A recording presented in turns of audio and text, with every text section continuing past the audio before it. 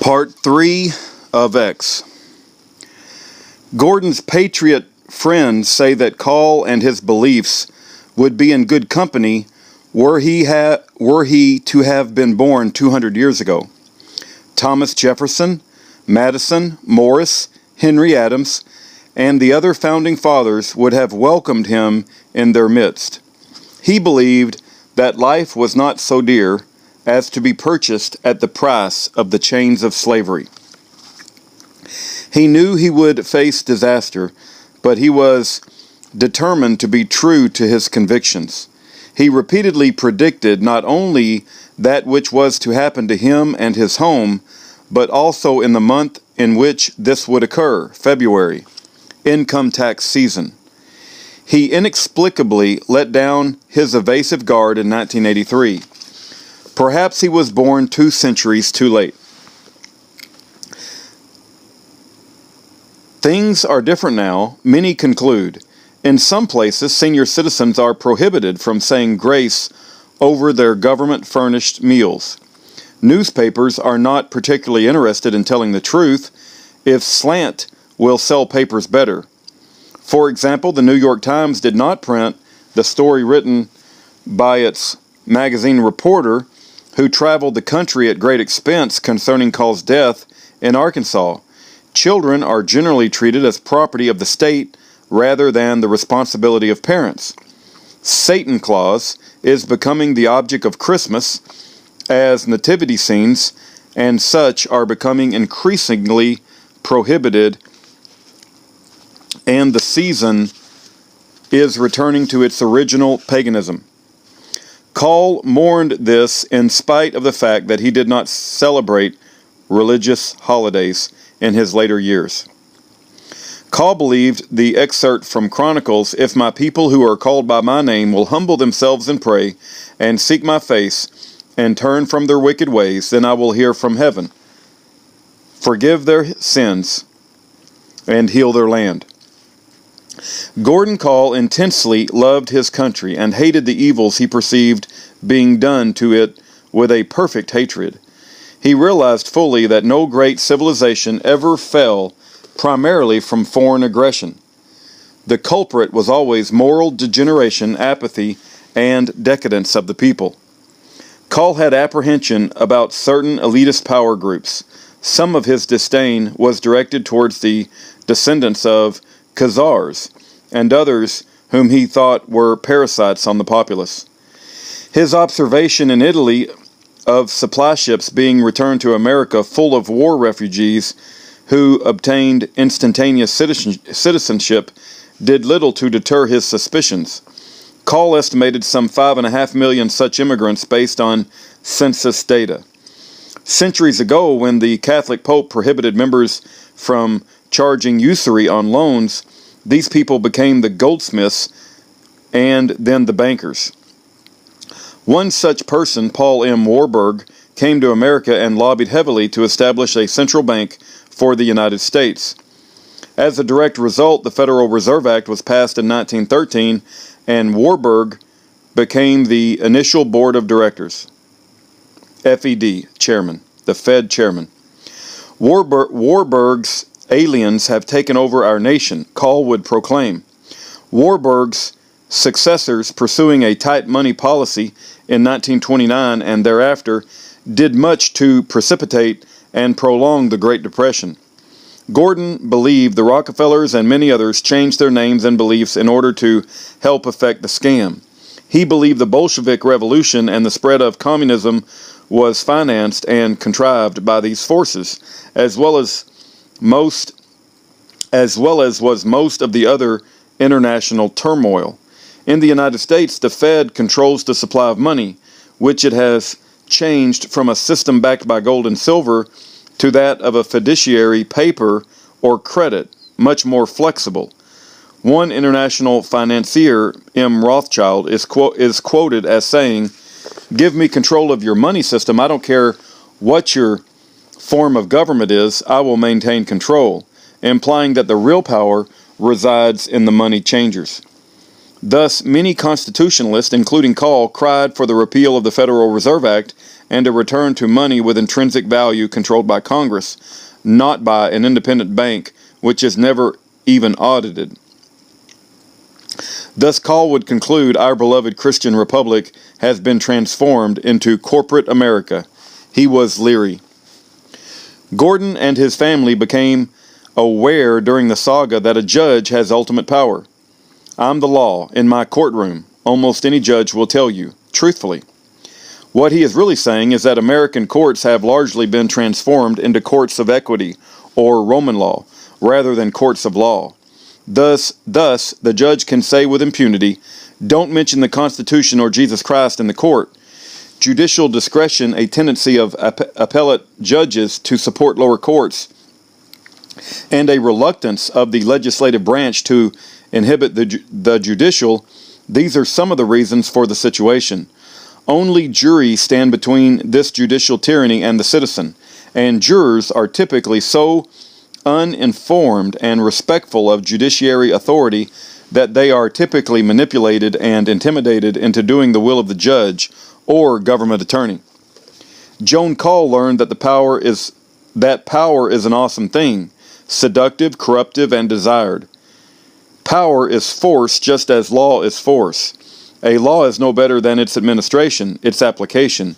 When power is misused, it can be devastating to individuals like Gordon and his son. The story strongly suggests that actions which are legal are not necessarily actions which are right. Laws and force are sometimes brought to bear where the circumstances do not justify them.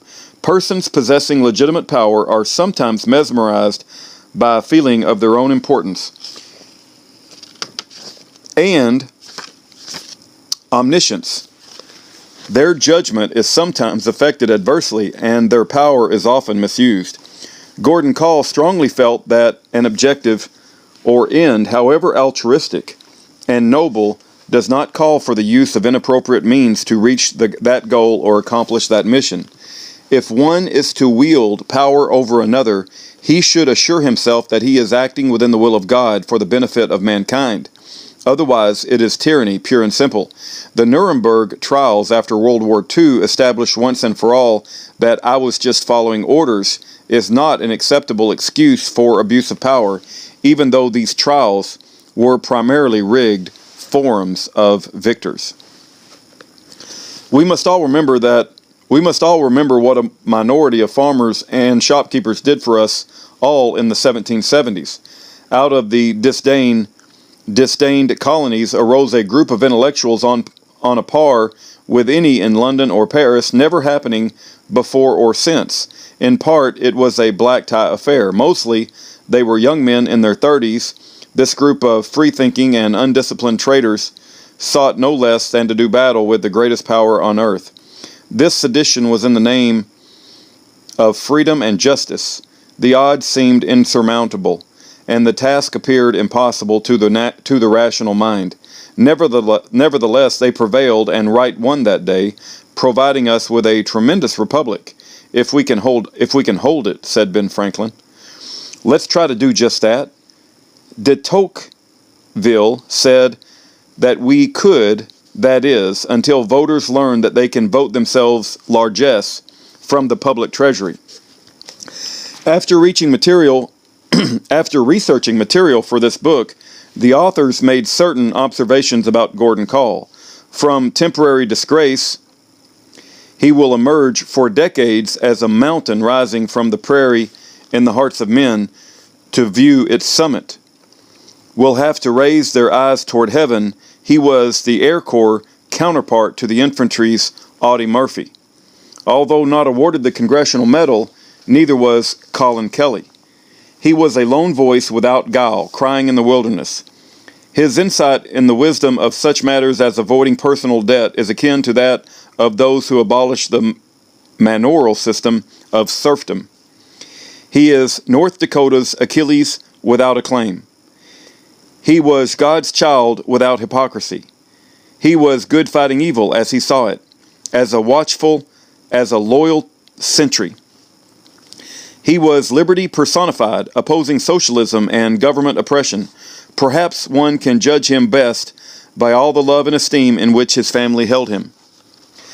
A pollster running a political survey asked a housewife, "What is the greatest problem in the country, ignorance or apathy?" "I don't know, and I don't care," she replied. The single hope is the reader, after reading this book, would not provide such an answer. The authors on January 1st, 1986. Protester. He didn't protest love. He didn't protest neighborliness, human kindness, helping those in need, being close to the soil, to each other, in a mutual reverence for life and liberty. He protested government, and the government that was formed to serve us all. Declared war on one independent farmer, Maureen Murphy.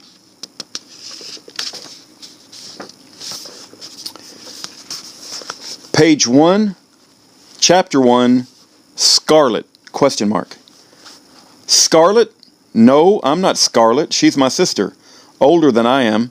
She and Larry are getting married come June. As for me, I'm a Texan, born and reared, a Thompson in name, but really a Kahl. You may call me Little Dolly, if you like. Dolly is Grandpa's sister. You wouldn't know about me, I reckon, lest you have read about my mother's death in Odessa last year, or maybe about Grandpa's adventures in infamy. He was plain murdered. It was over 2 years ago, in June 1983. I was 15 years old then. As for my mother, born Linda Kahl, the police said it was suicide. No question about it. Really, I don't know one way or the other, but some peculiar questions remain unanswered. She was shot in the heart, and the family's pistol was found in the front car seat next to her, about 4 miles out of town. She had divorced our father so that she could marry this certain guy. He later left her for another woman. This must have crushed her emotionally, but it happens to plenty of women, though, and they don't generally go out and shoot themselves. I just don't know, kind of confused about it all. It seemed to Grandpa that the police would at least have checked the fingerprints on the typewriter, as she had typed a farewell note. Maybe a woman is vain enough not to shoot herself in the head in a suicide attempt, but a chest shot is risky, is it not? Then, too, Grandma said any farewell note should be handwritten. Well, Aunt Lorna, Mom's sister there in Odessa, thinks it was suicide because she opines that Mom would sometimes go into extreme states of depression from those of exhilaration. Grandma had just received a letter from Mom joyously planning a family reunion at Christmas. As far as I'm concerned, they murdered her, just as they did my grandpa, Gordon Kahl, the year before in Arkansas. Not only that, they then threw Uncle Yori, her younger brother, into prison for life for no reason at all, with domestic problems and all this grief heaped onto boot, the blame rests squarely on the federal government. So far as Grandma and I are concerned, no matter who actually pulled the trigger. Mom's death was a real loss to us all. It was just the last of a whole series of unnecessary tragedies to the Kahl family these past few years. Maybe Mom didn't go to church all that often, but she had the same deep belief in God that Grandpa and others in the family held so dear. Now, no particular denomination was preferred, just a close walk with Christ derived from being in the Lamb's Book of Life. Anyway, after Mom died, Scarlett and I moved up here to North Dakota with Grandma at the old home place. This was during the summer of '84. The preacher, neighbors, and kin had restored the house after the Federals literally demolished the windows, furnishings, and interior in February of '83. More about that later. Scarlett had already finished high school, but I still had 2 more years to go. Boy, I'll be glad when school starts. It's a real bore out here on this North Dakota prairie. One good thing I don't have to attend that Bowdoin school. It's the pits, even though some say we live in that district. My granddad thought I was something special, and how all the family loved and admired that man. In a way, I'm glad he doesn't have to suffer persecution anymore for his beliefs. Many say he ran the course, kept the faith, and fought the good fight. He now deserves the peace of his heavenly reward. He was so kind, surely he has plenty of stars in his crown of glory. Most people who have heard of Grandpa Gordon and don't know him think he is a murderer and an outlaw. This story is for them. It's the gospel truth and the best as I can determine it. Of course, there's no way I can tell the whole story. That would take several books as big as Sears Roebuck catalogs. The story is so fantastic that no one would believe it if it were just made up. No one would believe that Uncle Sam has sunk into such a despicable level. Let the reader judge for himself. I'm going to tell it as it was told to me. In order for you to understand my grandfather better and get a gist of the story, take a gander at this portion of a letter he wrote in the evening after the Medina shootout in 1983. I, Gordon Kahl, a Christian patriot, and in consideration of the events which have taken place within the last few hours, and knowing to what lengths the enemy of Christ, who I consider my enemies, will go to separate my spirit from its body, wish to put down on paper a record of the events which have just taken place, so that the world will know what happened. I feel that the awesome power which will be unleashed to silence forever my testimony will, if not checked by the power of my God, who is the God of Abraham and Isaac and Jacob, cut short my time to leave to the world. Therefore, I'm going to make this record and leave it in the hands of those who I know will bring it to light, even though I may, in the meantime, be extinguished. While urgency or human weakness tells me to run, my spirit says right, so this I am going to do. And if my God continues to protect me, I shall write first and flee from the hands of my enemies later.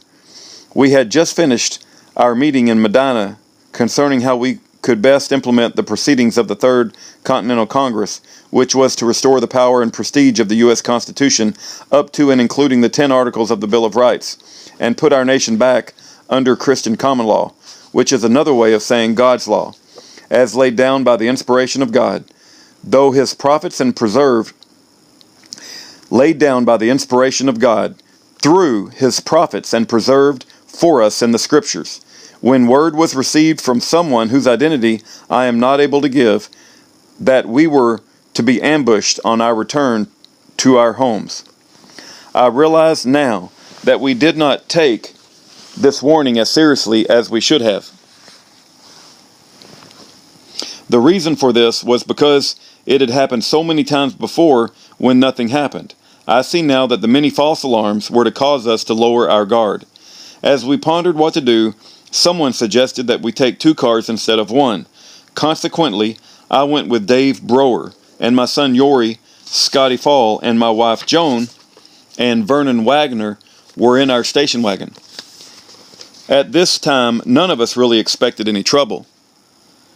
But just to be on the safe side, my son Yori, myself, and Scotty prepared to defend ourselves in the event that an attack upon us should take place. As we came over one of the hills just north of Medina, I saw on top of the next hill what looked like 2 cars parked on it. About this time, they turned on their red lights, and I knew that the attack was underway. We were just coming to an approach, and I told Dave to pull in on it and stop. Our other car pulled in just beyond us and stopped also. I looked back in time to see another vehicle coming from behind with its red light on. I picked up my Mini 14 and got out and got myself and my weapon ready as a vehicle coming from behind skidded to a stop about 20 feet away. The doors flew open on it, and the 2 men who were in the front seat aimed their guns at us. My son Yori had jumped out of the other car and had run over to a high line pole. The 2 cars which we had seen ahead of us pulled up and stopped behind us. A man got out of the vehicle which had come from behind us and ran out into the ditch on the east side of the road.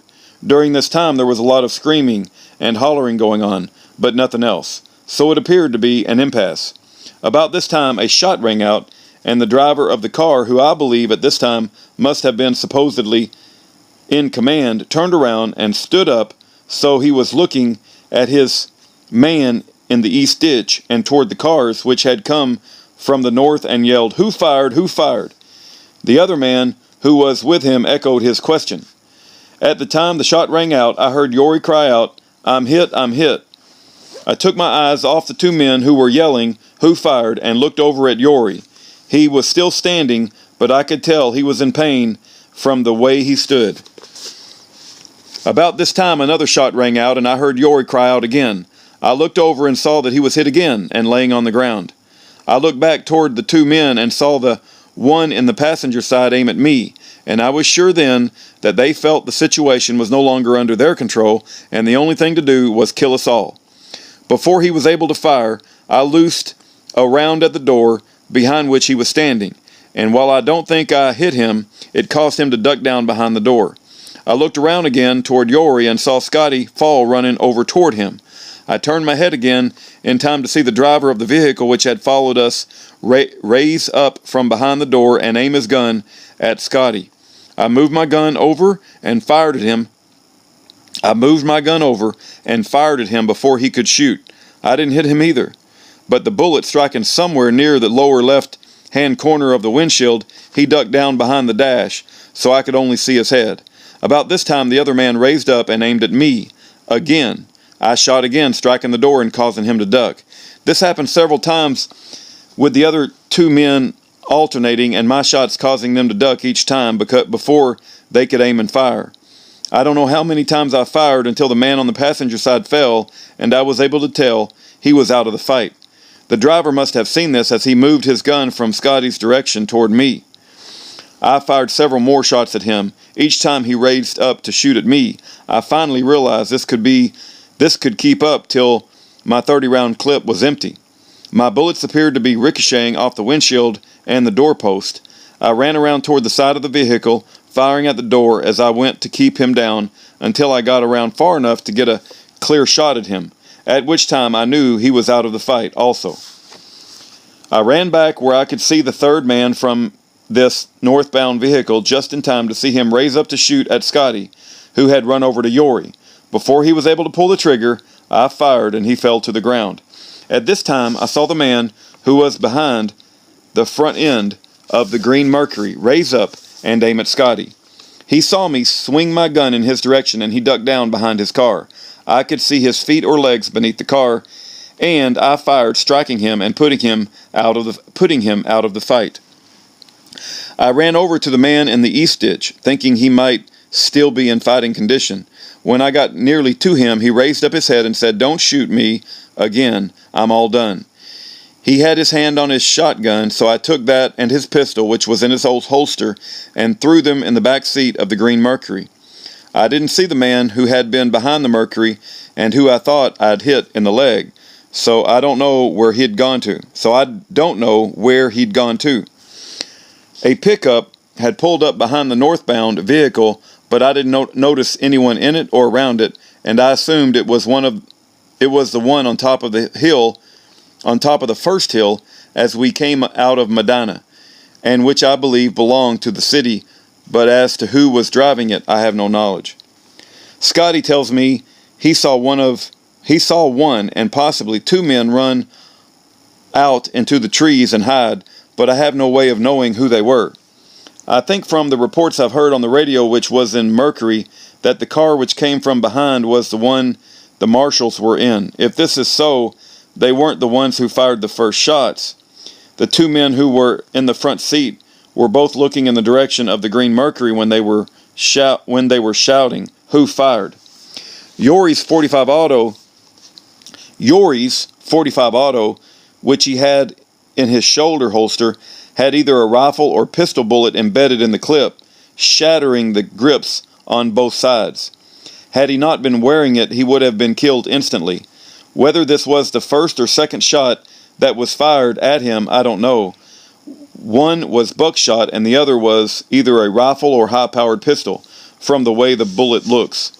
I didn't see it, but it sounded as though Yori's gun fired after he was hit. I think probably his finger tightened on the trigger when he was hit, but I don't know neither he nor Scott, but I know neither he nor Scotty fired before this, and whether either of them fired afterwards, I don't know. I know that if they did, they didn't hit anyone, as I knew when I hit each one of them myself. I saw a man in the clinic when we took Yori in, who I think must have been the man in the pickup. who pulled up behind what I think was the marshal's vehicle. He had blood on his face, and I think he was probably hit by either a bullet or bullets which glanced off the marshal's vehicle when I was firing at them. I didn't see him, and I know I didn't shoot at him, and I know neither Yori nor Scotty shot at him. Vernon Wagner was unarmed, so I know he didn't shoot at anyone, and Dave Brower didn't shoot at anyone either.